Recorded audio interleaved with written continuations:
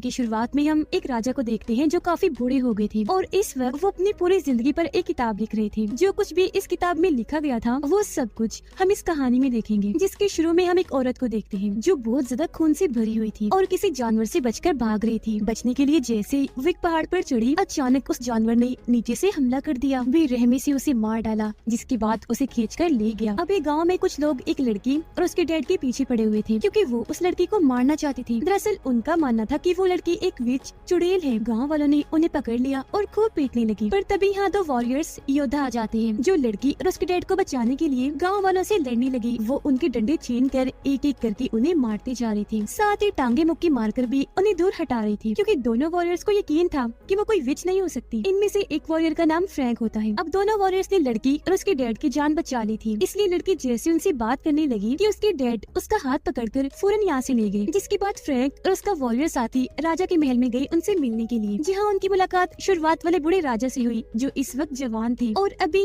वो सिर्फ राजकुमार थे, राजा नहीं बने थे बल्कि राजा के बेटे थे। और अब वो उन दोनों वॉरियर्स को अपनी डैड राजा के पास ले गया। असल में राजा ने इन दोनों को यहाँ उस जानवर को मारने के लिए बुलाया था जिसने पूरे किंगडम राज्य में तबाही मचाई हुई है। सबके मुताबिक वो जानवर एक भेड़िया है। वो भेड़िया आए दिन किसी न किसी को अपना शिकार बना लेता है, जिस वजह से हर तरफ दहशत फैली हुई है। तो उस भेड़िए का सफाया करने के लिए राजा ने इन दोनों को बुलाया क्योंकि ये काफी बहादुर वॉरियर्स थे। अब राजा उनसे ये भी कहते हैं कि अगर तुमने उस भेड़िए को मार दिया तो तुम्हें मुंह मांगा इनाम दिया जाएगा। जो सुनकर दोनों काफी खुश हो गए क्योंकि इन्हें काफी दिन तक अब यहाँ रहना पड़ेगा, इसलिए राजकुमार उन्हें उनका कमरा दिखाता है। यह उनकी थोड़ी बहुत बातचीत हुई जिससे उनकी आपस में काफी अच्छी दोस्ती हो गई। राजकुमार यहाँ फ्रैंक से पूछने लगा कि मेरा दिल है मैं भी तुम्हारे साथ चलूं, तो क्या तुम अपने इस सफर में मुझे भी साथ ले जा सकते हो? जिस पर दोनों मान जाते हैं। इसलिए अगले ही दिन फ्रैंक, उसका साथी और राजकुमार भेड़िए का पता लगाने के लिए जंगल में आ जाते हैं। यहाँ उन्हें एक औरत की लाश दिखी जिसकी हालत बहुत खराब थी, उसकी चीर फाड़ की हुई थी क्योंकि इसे भी दरअसल उसी भेड़िए ने इतनी बेरहमी से मारा था। पर आसपास चेक करने पर इन्हें कोई सुराग नहीं मिलता कि इस औरत को मारने के बाद आखिर भेड़िया किस तरफ भागा होगा। महल वापस आकर फ्रैंक की मुलाकात एक लड़की सोफी से हुई जो इतनी खूबसूरत थी कि पहली ही नजर में फ्रैंक उसे पसंद करने लगा था, इसीलिए वो उससे बात करने की कोशिश करने लगा। वो भी इससे बात करने में दिलचस्पी ले रही थी और इस तरह इन दोनों की दोस्ती हो जाती है। अब फ्रैंक जब महल के कुछ लोगों के साथ इस पूरी जगह का नक्शा देख रहा था कि तभी उसकी वॉरियर दोस्त का गांव वालों से झगड़ा हो गया, जो लड़ाई हाथापाई तक पहुंच जाती है। लड़ाई में गांव के बहुत सारे लोग उसे मारने के लिए बारी बारी आ रही थी, पर वो बड़ी आसानी से अकेला ही उनका मुकाबला कर रहा था। कोई भी उसके सामने टिक नहीं पाता। वो बड़ी तेजी से अपनी स्किल्स, महारतों का इस्तेमाल करते हुए उन्हें मार मार कर दूर गिरा रहा था। ये सब देखकर राजा का एक साथी गन चलाकर सबको यहाँ से भगा देता है। इसके बाद जब सारे लोग आगे बढ़ रहे थे तो वो गाँव वाली उसी लड़की और उसके डैड को देखते हैं। यहाँ उस लड़की जिसे विच कहा जा रहा था उसकी तबीयत खराब हो रही थी क्योंकि उसका जिस्म बुरी तरह से मुड़ रहा था, उसे दौरा पड़ रहा था। अब ये देखकर सभी गाँव वाले काफी घबरा गए, दोबारा से उसे विच कहने लगते हैं क्योंकि उन्होंने किसी की ऐसी हालत पहली दफा देखी थी और दौरा पड़ने से ऐसी हालत होती है उन्हें अंदाजा नहीं था। लेकिन तभी फ्रैंक उसे चेक करने लगा क्योंकि वो डॉक्टर वाले सारे काम भी जानता था। वो उसका गला, नाक, जिस्म चेक करके बताता है कि ये कोई विच नहीं है बल्कि इसे सच में दौरा पड़ा है, ये बस बीमार है, तो आगे से इसे कोई परेशान न करे। विच विच कहकर छोड़ दे अब इसकी जान। फिर अगले दिन राजा के सभी साथी जंगल में गए। सभी के पास गन्स थी जिनकी मदद से वो सारे ही भेड़ियों का शिकार करने लगे। शूट कर करके उन्हें मार गिरा रही थी ताकि अगर इनमें से कोई वो भेड़िया हुआ जो लोगों का शिकार कर रहा है तो उसके मरने से सब ठीक हो जाएगा, गाँव में फिर से सुकून का माहौल बन जाएगा। उधर फ्रैंक और उसका साथी इस शिकार से दूर जंगल को चेक करने आया था जहाँ इनके साथ सोफी भी थी कि तभी यहाँ एक सफेद भेड़िया भागता हुआ आया जो सिपाहियों से बच कर आया था, जिसे देख सोफी उसकी तरफ गन करके बस शूट करने ही वाली थी कि तभी फ्रैंक गन पकड़कर उसे रोक देता है, ये कहते हुए कि नहीं, इसे मत मारो क्योंकि ये बेचारा अपनी जान बचाकर यहाँ आया है और अब हम इसे मार दें। उधर राजा के सिपाहियों ने बहुत सारे बेकसूर भेड़ियों को मार दिया था सिर्फ इस उम्मीद पर कि इनके साथ अगर वो भेड़िया मर गया तो सब ठीक हो जाएगा। सारे लोग क्योंकि भेड़िए के हमले की वजह से परेशान थे, इसलिए एक चर्च में जमा हुए जहाँ का फादर सबसे कह रहा था कि उस भेड़िए से अगर आप बचना चाहते हैं तो दुआएं करें और कोई रास्ता नहीं है। इतनी ही देर में यहाँ एक आदमी आया जो बेहद घबराया हुआ था। वो फादर के पास आकर कहने लगा, फादर बहुत बुरा हो गया है, मेरे बेटे पर उस भेड़िए ने हमला कर दिया है जिस वजह से वो जख्मी बेहोश की हालत में पड़ा हुआ है। घर पर भी नहीं, एक केवगार में नहीं, उसकी हालत बहुत खराब है, प्लीज कुछ करे, मैं आपके आगे हाथ जोड़ता हूँ, कैसे भी करके उसे बचा ले। ये सुनते ही सारे लोग वहाँ से निकलकर उस भेड़िए को पकड़ने के लिए चले जाते हैं, क्योंकि उन्हें लग रहा था कि हमला करके भेड़िया ज्यादा दूर तक नहीं भागा होगा, हम उसे पकड़ लेंगे। जंगल में आगे बढ़ते हुए फ्रैंक को एक और लाश देखी, जिसकी भी हालत बहुत खराब थी, क्योंकि इसे भी उस भेड़िए ने ही मारा था। पर लाश को चेक करने पर फ्रैंक को उसके ऊपर से लोहे का एक छोटा सा टुकड़ा मिला, जिसे वो अपने पास रख लेता है। अब फ्रैंक के वॉरियर दोस्त को उस केव गार्ड से आदमी का बेटा सच में बहुत जख्मी बेहोशी की हालत में मिल जाता है, जिसे उठाकर फौरन वो अपने साथ ले गया उसका इलाज करवाने के लिए, ताकि जैसे वो होश में आए उससे जान सके कि आखिर वो भेड़िया कैसा दिखता है। अब फ्रैंक वापस आकर राजा और बाकी लोगों को बताता है कि मुझे एक लाश पर से लोहे का टुकड़ा मिला है, जिसे भी उस भेड़िए ने ही मारा है, और ये लोहे का टुकड़ा उस भेड़िए का ही है। पर भेड़िए पर तो कोई लोहे की चीज कवर होता ही नहीं है, तो मेरे हिसाब से ये कोई मामूली भेड़िया नहीं है, या ये भी हो सकता है कि वो भेड़िया हो ही ना, बस भेड़िए जैसा दिखने वाला ही कोई जानवर हो। अब उसकी ये बात सुनकर राजा और सभी लोग काफी दंग रह गए, पर इस पर कोई यकीन नहीं करता। हर कोई सोच रहा था कि फ्रैंक के हिसाब से अगर वो भेड़िया नहीं तो क्या है, और वो कहाँ से आया, क्यों आया। तो ये सारा मामला देखते हुए राजा फ्रैंक को भेड़िए को मारने वाले काम से हटा देते हैं, क्योंकि उनके नजदीक ये पेशेंट कोई गलत है, बेबुनियाद है। जिसके बाद वो कहते हैं कि अब से भेड़िए को मारने का काम दूसरे किंगडम से आया शिकारी करेगा। जो सुनकर फ्रैंक काफी उदास भी हो गया, साथ ही उसे काफी गुस्सा भी आ रहा था। अब उस आदमी का बेटा होश में आ गया था, जो खुशकिस्मती से हमले के बाद भी बच गया। तब वो बताने लगा कि जिसने मुझ पर हमला किया वो कोई भेड़िया नहीं बल्कि अलग ही जानवर था, जिसका नाम मैं नहीं जानता। मैं क्या कोई भी नहीं जानता होगा, क्योंकि उस तरह का अजीब जानवर शायद ही किसी ने देखा हो। उसकी जिल्द काफी अजीब सी नोकदार गंदी सी थी, जो मैंने आज तक नहीं देखी। साथ ही वो जानवर खुद हमला नहीं करता, बल्कि उसे एक इंसान कंट्रोल करता है, जिसके हाथ खुद भी काफी डरावने से है। वो आदमी जैसा जैसा कहता है जानवर उसकी बात मानकर वैसे ही करता है। ये सुनकर सारे लोग काफी दंग रह गए। उसे संभालते हैं कि बच्चा डरा हुआ है इसलिए ऐसी बातें कर रहा है, यानी कि उन लोगों को बच्चे की बात पर यकीन नहीं आ रहा था, क्योंकि वो सोच रहे थे कि भला इतना खतरनाक जानवर कोई कैसे कंट्रोल कर सकता है। अब कुछ दिन के बाद फ्रैंक को वो शिकारी अपने पास बुलाता है, जिसे राजा और उनके लोगों ने उस भेड़िए को मारने का काम दिया था। फ्रैंक जब वहाँ पहुँचा तो शिकारी कहने लगा कि मैंने एक भेड़िए को पकड़ा है। अभी तक तुमने उस खतरनाक भेड़िए या जानवर के बारे में जो बातें भी सुनी है, यानी वो कैसा दिखता है, तुम बिल्कुल वैसे जिस्म इस भेड़िए का बना दो, ताकि मैं इस भेड़िए को मार कर सबको बताऊं कि आखिर मैंने उस जानवर को मार ही दिया, जो सबका शिकार करता आ रहा था, जिससे सब मेरी वाह करेंगे, मैं सबका हीरो बन जाऊंगा। अगर तो फ्रैंक तुमने ऐसा कर दिया तो मैं तुम्हें बहुत सारे पैसे दूंगा, वरना तुम मुसीबत में पड़ सकती हो। जिस पर फ्रैंक इस काम को करने के लिए मान गया, क्योंकि उसे पैसों की बहुत जरूरत थी। वो उस भेड़िए के जिस्म को बदलकर खतरनाक जानवर में बदल देता है, जो बिल्कुल वैसा ही दिख रहा था जैसी बातें अब तक उस भेड़िए के बारे में सुनी गई थी। काम खत्म करने के बाद फ्रैंक महल आया सोफी से मिलने के लिए, क्योंकि भेड़िए के काम से उसे हटा दिया था, इसीलिए वो ये जगह छोड़कर जा रहा था। तब वहाँ जाकर फ्रैंक को पता चला कि सोफी का मंगेतर जो उसे पसंद करता है पर सोफी नहीं करती, उसे फ्रैंक और सोफी की दोस्ती के बारे में पता चल गया था। तो उनकी दोस्ती तोड़वाने के लिए वो सोफी को फ्रैंक की बनाई हुई एक लड़की की पेंटिंग दिखाता है, जो नॉर्मल पेंटिंग नहीं लग रही थी, जो देखकर सोफी बहुत ज्यादा दुखी हुई, ये सोचकर कि इसका मतलब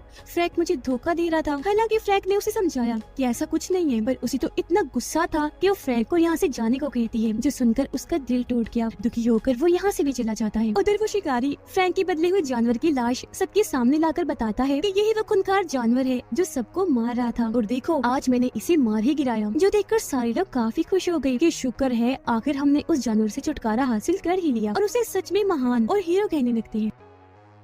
अब जंगल में एक औरत बकरी के बच्चे को ढूंढती हुई काफी अंदर आ गई। जैसे उस बच्चे को लेकर जाने लगी कि तभी यहाँ वो जानवर आ गया, जो पानी में कूदकर वहाँ से औरत पर हमला कर देता है, बुरी तरह मारकर खींचकर अपने साथ पानी में ले गया। सोफी जब अकेली बैठी थी तो उसके पास वही लड़की आई जिसकी पेंटिंग फ्रैंक ने बनाई थी। वो सोफी को बताती है कि फ्रैंक मेरे पास अक्सर आया करता था, इसलिए नहीं कि हमारे बीच कोई ताल्लुक है, बस मेरी पेंटिंग बनाने। जिसे तुम सोच रही हो वैसा कुछ नहीं है, शुरू से पसंद वो सिर्फ तुम्हें ही करता है, और आज भी वो तुमसे बहुत प्यार करता है। जो सुनकर सोफी को काफी बुरा लगा कि मैंने इतने अच्छे इंसान पर शक किया, उस पर भरोसा क्यों नहीं किया। अब फ्रैंक और उसका दोस्त जब ये किंगडम छोड़कर जा रही थी तो तभी उनके पास राजकुमार आया, जो उनसे कहने लगा कि मैं जानता हूँ वो जानवर अभी तक मरा नहीं है, क्योंकि अभी भी वो लोगों को मार रहा है, और जो जानवर सबको दिखाया गया वो झूठा है, तो तुम ऐसे जिंदा ही छोड़कर उसे नहीं जा सकते, यहाँ रहो, उसका खात्मा करो, क्योंकि सोफी भी यही चाहती है। इतना कहकर वो फ्रैंक को सोफी का खत देता है कि वो तुमसे मिलना चाह रही है, जो जानते ही फ्रैंक बेहद खुश हो जाता है, और अब वो और उसका साथी यहाँ रुकने के लिए मान गए। रात रात होते ही फ्रैंक सोफी से मिलने गया, जहाँ दोनों एक दूसरे को देखकर बहुत खुश हो गए, गले से लग जाते हैं। लेकिन जब सोफी के डैड फ्रैंक के लिए शराब लेने गए तो वहाँ वो खूंखार जानवर आ गया, जो आकर जोरदार उसके डैड को टक्कर मार देता है। वे उन पर एक साथ इतनी बार वार करता है कि उनकी मौत हो जाती है और अब वो जानवर सोफी और बाकियों पर हमला करने के लिए उनकी तरफ बढ़ने लगा, जिससे अब यहाँ हम उस जानवर को ठीक से देख पाते हैं, जिसकी जिल्द सच में काफी अजीब नोकदार थी। हालांकि कोई खतरनाक जानवर नहीं था, बस इसे इस तरह का कवर पहनाकर खतरनाक और खूंखार दिखाया जा रहा था, यानी ये उसकी अपनी जिल्द नहीं थी, पर इस कवर की वजह से वो इतना ताकतवर और खतरनाक बन गया कि कोई उसके सामने टिक नहीं पाता था। और अब जैसे ही वो सोफी पर हमला करने के लिए उसकी तरफ बढ़ा कि तभी वो आदमी जो उसे कंट्रोल कर रहा था सीटी बजाकर उसे अपने पास बुला लेता है। अगले दिन फ्रैंक, उसका दोस्त और राजकुमार तीनों प्लान बनाकर जंगल में आए ताकि उस जानवर और उसे कंट्रोल करने वाले इंसान को पकड़ सके। थोड़ा आगे जाने पर फ्रैंक के दोस्त को वो जानवर देख ही गया, जिस पर ये हमला कर देते हैं, गोलियां चलाने लगे। पर जैसे वो गड्ढे में गिरा, लकड़ी का ट्रैप जाल फेंककर उसे पकड़ने लगे और वो इतना ताकतवर था कि जाल तोड़कर भाग जाता है। जाते जाते वो राजकुमार पर ऐसा वार करता है जिससे वो काफी जख्मी हो गया, जबकि फ्रैंक और उसका दोस्त अभी तक उसका पीछे नहीं छोड़ते। वो लगातार उसे शूट करके चीजें मारकर काफी हद तक जख्मी कर देते हैं, जिसके बाद दोबारा से उसे लकड़ी के जाल में कैद कर दिया जाता है। लेकिन वो दोबारा अपनी ताकत लगाकर फिर से भाग गया, पर क्योंकि राजकुमार की हालत खराब हो रही थी इसलिए फ्रैंक उसे संभालने में लग गया, जबकि उसका दोस्त जानवर के पीछे चला गया उसे पकड़ने के लिए। जानवर के पीछे पीछे वो एक केव में आ गया, जहाँ उसे उस गाँव वाली लड़की के डैड दिखे, जिनके पास वो जानवर चला गया और वो उसे तय खाने एक महफूज जगह पर छुपाने लगे। ये देख फ्रैंक का दोस्त काफी दंग रह गया, उसे कुछ समझ नहीं आ रही थी कि आखिर इसने ऐसा क्यों किया। पर तभी यहाँ बहुत सारे लोग आकर उसे चारों तरफ से घेर लेते हैं और एक साथ मिलकर तेजधार हथियारों से उस पर हमला करने लगे। पर वो क्योंकि बहादुर वॉरियर था इसलिए बड़ी आराम से वो उनकी हर बार को रोककर लड़ने लगा, कूद कूद कर उन्हें मार गिरा रहा था। एक लड़की को पकड़कर जैसे वो मारने लगा तो उसने देखा कि तो वही गाँव वाली लड़की है जिसे सब विच कह रहे थे। वो सोचने लगा कि इसका मतलब ये भी बाकियों के साथ मिली हुई है। इस दौरान 2 मिनट के लिए उसका ध्यान भटक गया, जिस चीज का फायदा उठाकर उसे पीछे से गोली मारकर जख्मी कर दिया जाता है, जिसके बाद वो सब उसे हाथ से ऊपर उठाकर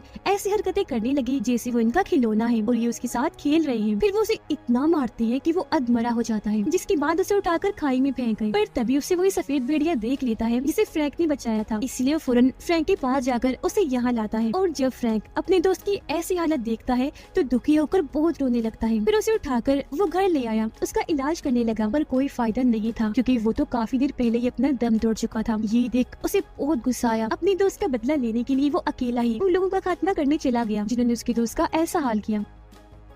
ये एक जगह पर आया जहाँ सारे जश्न मना रहे थे, डांस कर रहे थे, पर ये वहाँ आकर बड़े जोश से लड़ने लगा। जो भी इसके सामने आ रहा था अपनी ताकत लगाकर ये सबको रास्ते से हटाता जा रहा था, किसी को मुक्कों से मारकर, किसी को बाजू तोड़कर, तो किसी का गला दबाकर, और ऐसे उसने बहुत सारे लोगों को मार दिया। वापिस आकर उसने अपने दोस्त को जलाकर उसका फ्यूनरल कर दिया। तभी उसके पास राजा और उसके लोग आए जो फ्रैंक से कहने लगे कि तुमने गाँव के बहुत सारे लोगों को मार दिया है, तो इसीलिए सजा के तौर पर तुम्हें जेल जाना होगा। अब हालांकि वो सबको समझाता है कि पहले उन्होंने मेरे दोस्त को मारा था, फिर मैंने मारा, पर कोई भी उसकी बात सुनने को तैयार ही नहीं था। वो पकड़कर उसे अपने साथ ले जाती है, जेल में बंद कर दिया जाता है। जहाँ थोड़ी देर बाद जेल में उससे मिलने पेंटिंग वाली लड़की आई। वो यहाँ हैरानकुन जानकारी देती है, बताने लगी कि मुझे यहाँ चर्च के फादर ने भेजा है क्योंकि वो एक खुफिया सोसाइटी जिसका नाम ब्रदरहुड है उसके लिए काम करते हैं, जिसमें उन्होंने और उनके साथियों ने मिलकर उस खतरनाक जानवर को पाला है। उनके अलावा राजा के कुछ साथी भी इस सब में मिले हुए हैं जो राजा को मार कर उनकी जगह लेकर हर जगह और इस किंगडम पर अपना कब्जा करना चाहते हैं। पर क्योंकि तुम भी सब कुछ जान चुके हो इसलिए फादर तुम्हें मारकर तुम्हें मुर्दा हालत में देखना चाहते हैं। जो सुनकर फ्रैंक घबरा गया, पर तभी उसकी हालत खराब होने लगी, उसे उल्टी हो रही थी। दरअसल इस लड़की ने फ्रैंक के खाने में जहर मिला दिया था। वो तड़पने लगा जिससे यहाँ फ्रैंक की भी मौत हो जाती है। अब जब सोफी को इस बात की खबर हुई कि फ्रैंक मारा गया तो फौरन उससे मिलने आई क्योंकि उसे अभी तक यकीन नहीं आ रहा था कि फ्रैंक मर गया है। पर जैसे सोफी ने उसकी लाश देखी वो एकदम टूट गई। अब कुछ ही देर में पेंटिंग वाली लड़की और उसके कुछ लोग फ्रैंक की कब्र के पास आते हैं क्योंकि इस लड़की ने फ्रैंक के खाने में जहर नहीं बल्कि कुछ वक्त के लिए बेहोश करने वाली दवाई मिला दी थी ताकि बेहोशी की हालत में वो फ्रैंक को फादर को दिखा सके और उसे यकीन हो जाए कि हाँ फ्रैंक मर चुका है। जिसके बाद में ये लड़की आकर उसे बचा ली तो कब्र खोद कर वो फौरन फ्रैंक को बाहर निकालते हैं। उधर सोफी जब उदास बैठी थी तो तभी वहाँ उसका मंगेतर आता है जो उसे दिलासा देने के बहाने उसके साथ बदतमीजी करने लगा। इसी दौरान हम उसका हाथ देख लेते हैं जो बेहद डरावना था,